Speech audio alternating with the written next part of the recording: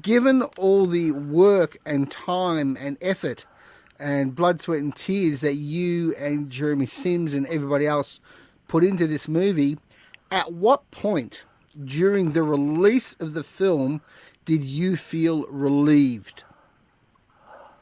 Look, I suppose it was when initial reviews came out and then word of mouth started to filter back. So it was like a big weight taken off your chest to know it had been received so well. Now, you and Jeremy really hit the hustings hard promoting this movie. I think we did 44 screenings in about 18 different cities and towns. I've never done a release like it, actually, in terms of a pre-release publicity junket. I mean, it was amazing. I'm very eager to know what that process taught you about your instincts about how the film would end up going. I suppose when people come along to a preview like that, they're showing real interest in the film anyway, and it's just sort of gave us an idea of how it would possibly go with the broader general public. But the interesting thing is we've got the DVD release coming out, and the film is still playing in certain theatres. So it's been quite a ride. What do you think the success of the film theatrically has proved? Well, firstly, it's been such a good year for Australian film that we hope we've got people into the habit of going along to the theatre and seeing an Australian film on the big screen. I mean, that's been the most wonderful thing, not just for our film, but for quite a few films this year. Just hoping that continues. About the demographic, though, that the film appeals to. It's an older demographic that it seemed to really plug into. Do you think that that's been a neglected part of the audience? Yeah, I do. I mean, we've had a sort of young audiences too, but I think the demographic is probably the dominant demographic. It's all the baby boomers are coming along. And I think also it's really interesting that all of a sudden the debate on voluntary euthanasia has started. And one wonders if we had a bit to do with it. Mind you, we had a screening in LA, and the night of the screening was the night that California had legalized euthanasia. So it was the conversation is starting to happen here, and one wonders if the film had a little bit to do with it. It might also speak to the happenstance of the right film at the right time, Michael? Yes, indeedy. Yes, indeedy. And do you think that, Oddball was a big hit and Paper Planes was a big hit, and they were both family films. As a result of that, Screen Australia basically put out a call for Australian film. Do you think that Last Cab to Darwin might result in a similar sort of call for, mature, dramatic films to be submitted? Well, one hopes so, Jim. I mean, I'll get a bit more work. Well, it's not as if I've been actually rushed with offers. Have you been flooded with offers to do other things? No, I haven't. I've got a couple of things that I've got to read, and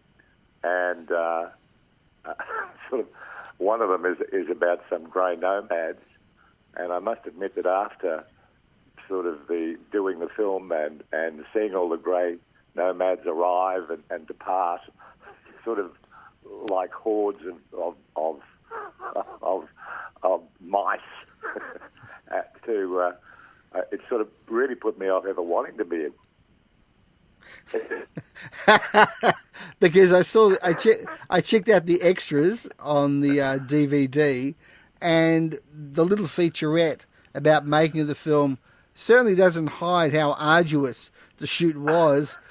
I was keen to know, Michael, despite Jeremy Sims saying that this was the best way to make the film, was there a particular point during the shooting of the movie where you turned to him and said, mate, couldn't we just green screen this?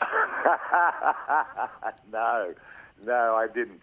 I didn't, Jim. But I must admit that I couldn't imagine making a film now without doing that journey, because it sort of affected you. The journey affected you, and just to go out to location and come back to somewhere else, and then go out to another location and come back, would have been entirely different.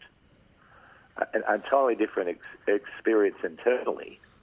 And as it was, the journey sort of became a character in itself. So, I couldn't imagine not doing that trip. And even though, Jeremy had the record in William Creek for swallowing 6 flies, closely followed by me with 4, I still wouldn't have changed it. For all the arduous nature of the trip, it sort of imprinted itself on you and on the film. And it was 18 vehicles, 35 people, 3,000 miles, and it allowed you largely to shoot the film in sequence, Michael. Exactly. Now, how often does that happen? And how big an advantage is that to do that? Oh, there's just a sort of a continuity, that day after day continuity. So I think it's a huge advantage, especially, when you've got a character who's gradually being affected by the journey and by the people he meets on the journey. It's just wonderful. I hope that you could do that all the time. I understand that it probably will never happen again, but it really does sort of help the cause. And you guys did get very lucky with the weather, didn't you? Yes. If we were leaving a couple of weeks earlier, we probably wouldn't have been able to get through on the Euthanasia track. As it is, the only vehicle that got bogged was the Apollo motorhome that I was in,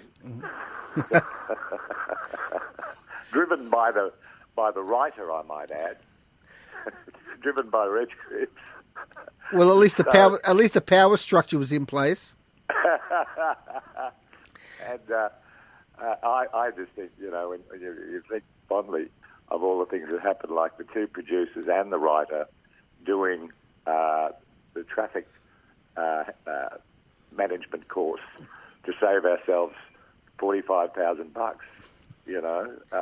It was something else.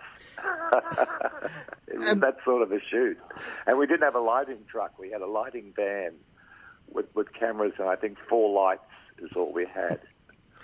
We didn't have the big truck. We had a van. I'm just curious, given how tight the schedule and the budget was, what would have happened if you'd been caught in a dumping? We would have been in a lot of trouble.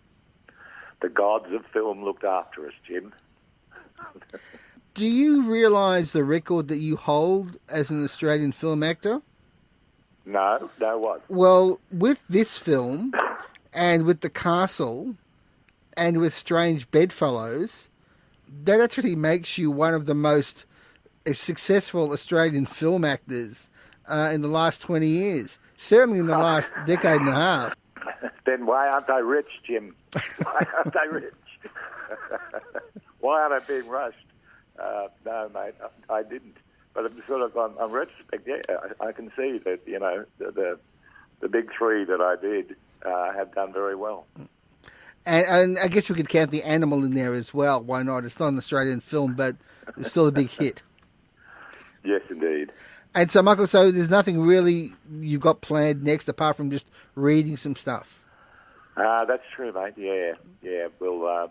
We'll probably follow the film over to G'day LA and sort of scout around there and see if we can drum up any work. Yeah. Although that's the sort of, I'm not about to hang around LA at my age and wait to be discovered, but we'll sort of give it a nudge in the search for more work. What's the next chapter in the life of the movie? Well, that's in the hands of the international distributors, and we've had sort of some bizarre sales to South Korea, was it Japan, somewhere in South America, and Turkey.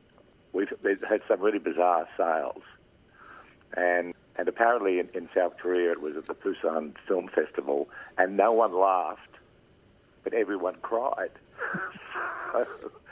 So they didn't get the humour, but they got the pathos.